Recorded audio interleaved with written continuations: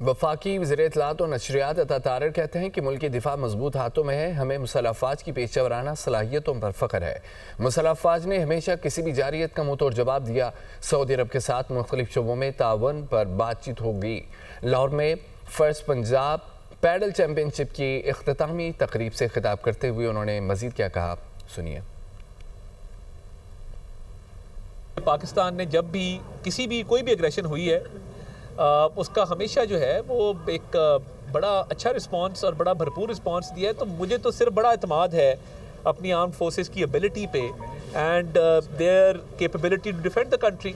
तो मुझे तो इतना ही पता है कि किसी भी किस्म की जब एग्रेशन होती है तो हमारी आर्म्ड फोर्सेज जो हैं वो फुली इक्विप्ड होती हैं इस चैलेंज को डील करने के लिए। सऊदी अरेबिया के साथ हमारी एक बायलैटरल मीटिंग्स होने जा रही हैं, तो उस पर फोकस होगा ट्रेड के ऊपर, इन्वेस्टमेंट के ऊपर, पाकिस्तान की इकॉनमी को बेहतर करने के हवाले से। मेरा बड़ा दिल से मानना है कि पॉलिटिक्स में स्पोर्ट्स और स्पोर्ट्स में पॉलिटिक्स ही नहीं होनी चाहिए।